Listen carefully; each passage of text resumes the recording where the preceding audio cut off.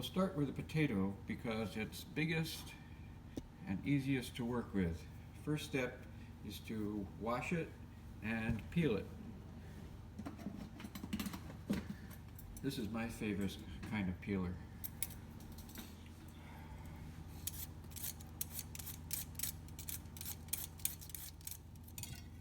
Add in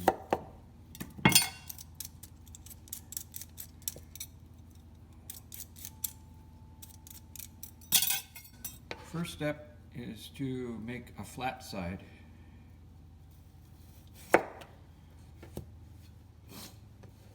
Then square it off.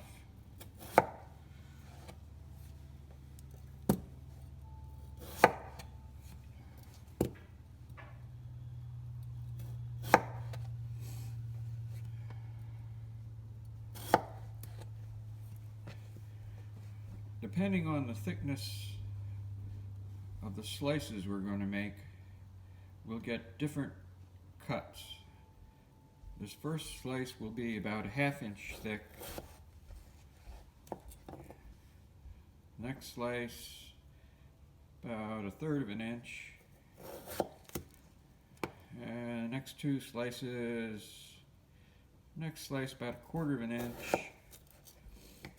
And last one, only about 1/8 of an inch thick.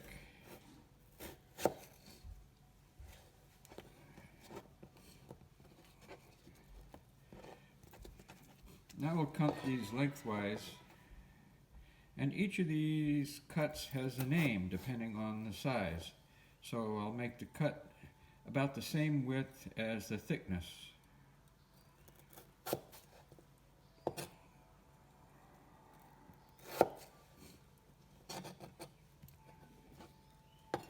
This would be about the size for a French fry.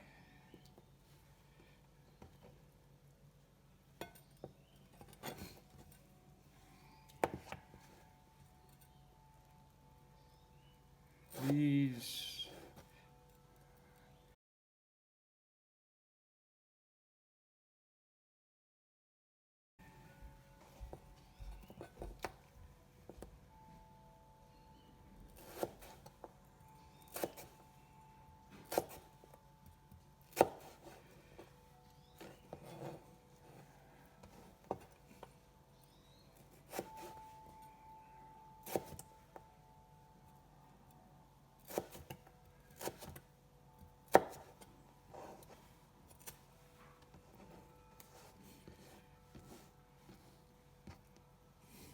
Now if I want them cubed, and just cut them crosswise.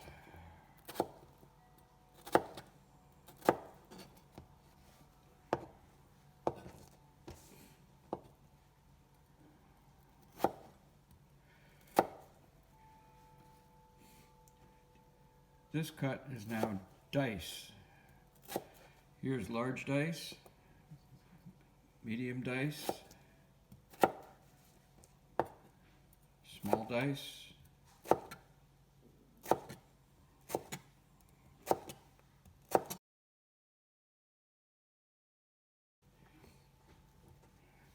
and here's brunoise.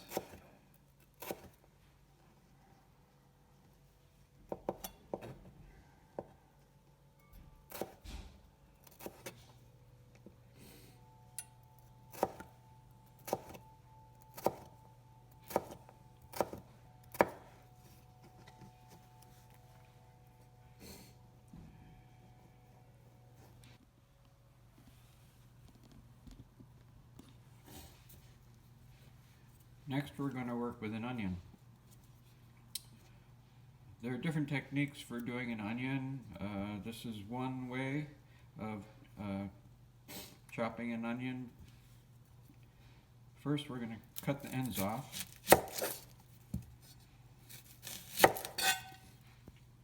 And make a shallow slice into the first layer of the onion so that you can peel off that first layer.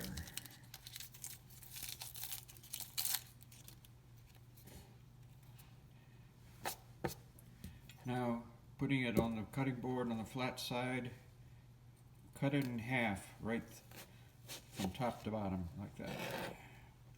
Set one side. Now, make a cut, depending on how finely you want to cut the onion, make a cut that's not all the way through, like that. And then another one next to it, depending on, again, how thick you want to cut the pieces. And keep going, just don't cut all the way to the end.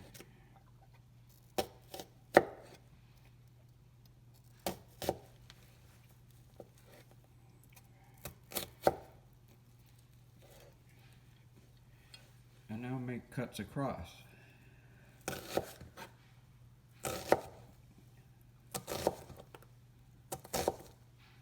And you can discard the last bit. There you go. Diced onion. And the same with the other half.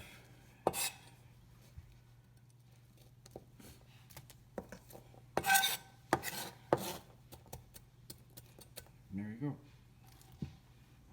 Our next vegetable is a green bell pepper, which is kind of odd shaped, and there are various ways of tackling a bell pepper. First thing we're going to do though is wash it up. Okay. I'm going to use a method that I saw used by a chef in Door County, Wisconsin. I'm going to cut the bottom off and save that, and put it on the flat side, and then cut the sides off one at a time.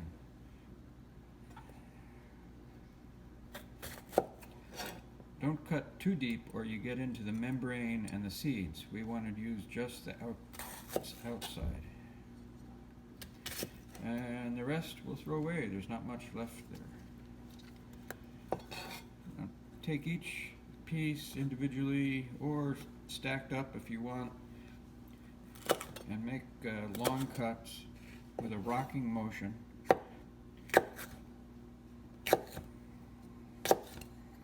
About a quarter inch wide.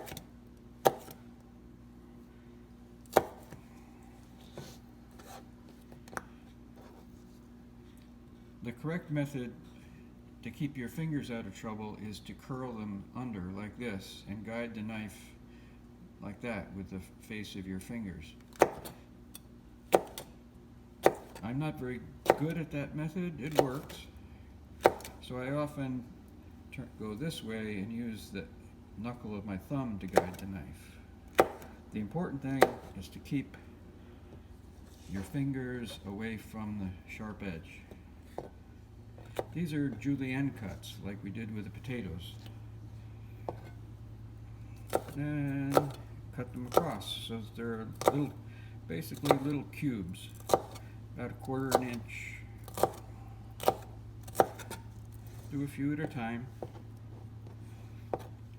Again, scrape with the back of the knife rather than the blade when you need to scrape it on the board. And you can chop up these little ends too if you want, or not.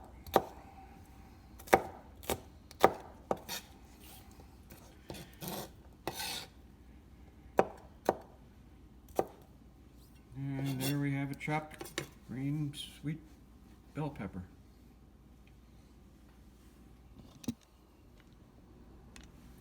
Next, a carrot, always a popular vegetable. First thing here,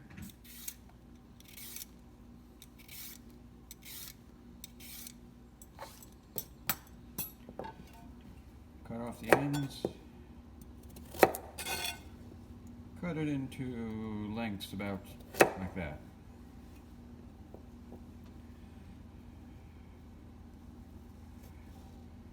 Cut it in half.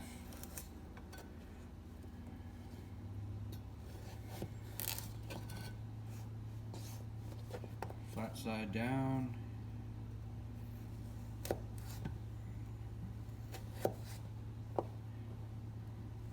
cuts about 1/4 of an inch, a little less.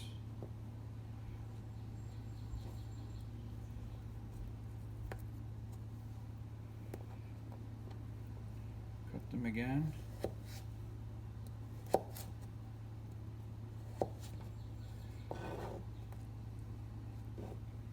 And cut across.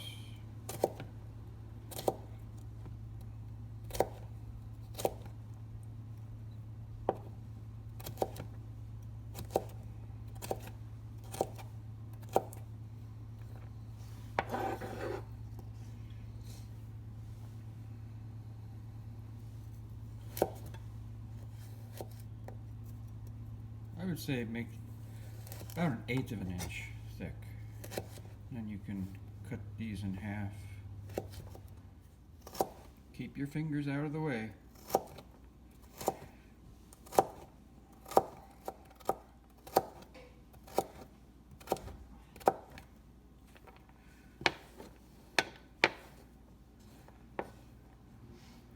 I would call this a brunoise cut of this carrot. That's about what we need for our sofrito. The reason for trying to cut them into little cubes of about the same size is so when we cook them, they all cook in about the same length of time, so that they're all about the same doneness. There's our carrot. Our next vegetable to chop is celery. And I think by now you can probably figure this out yourself, but I'll go through the process and we'll chop this up for our sofrito. I'm going to wash it up. I'm going to chop off both ends. Cut it into, I think, about that length. And then one by one, I'll julienne. About 1/4 inch, or maybe a little less.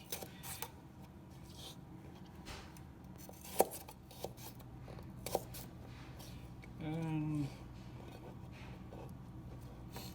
grab a few that you can handle nicely and just cube them. Make a fine dice. About 1/4 inch square, cubed.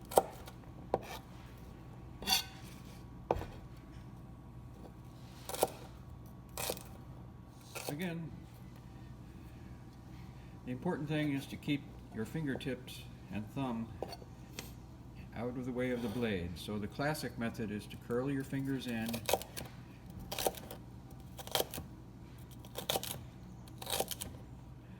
This is the wrong way. Don't do this. Don't do this. Keep your fingers curled in.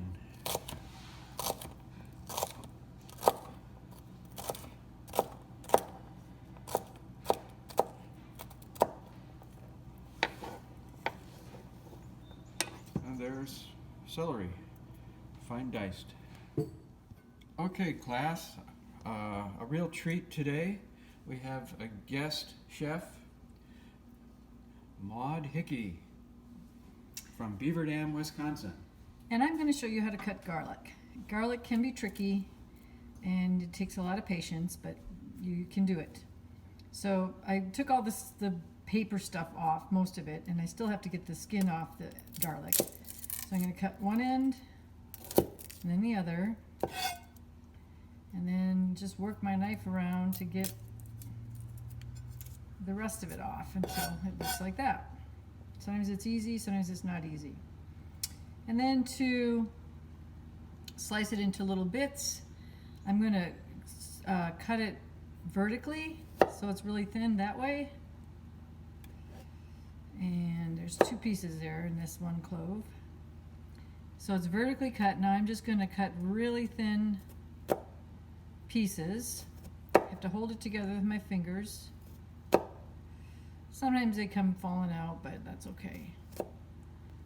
Now, I've got little pieces that I'm going to go this way and cut into tinier pieces. You And call that a mince? this would be a minced, when something calls for minced garlic. And my pile falls apart, which is fine, but I got pretty good initial cuts. Then I just simply take my knife and keep chopping, trying to get the little tiny ones. I see we got little pieces of carrot in there, but that's okay. Chopping, gathering, chopping until they get really tiny. I clean off my knife, pile it up, go back through.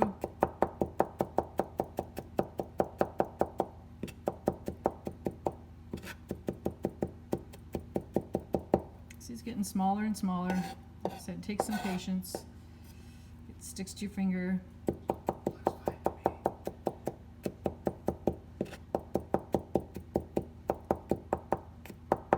It's pretty small. And then sometimes I like to crush it a little just to have the flavor come out, and I just put the knife on it and I just kind of squish it down like that to make it a little juicier and more flavorful. And then I clean off the knife, and there you have your minced garlic. Thank you. Thank you, Chef Maud Hickey from Beaver Dam, Wisconsin.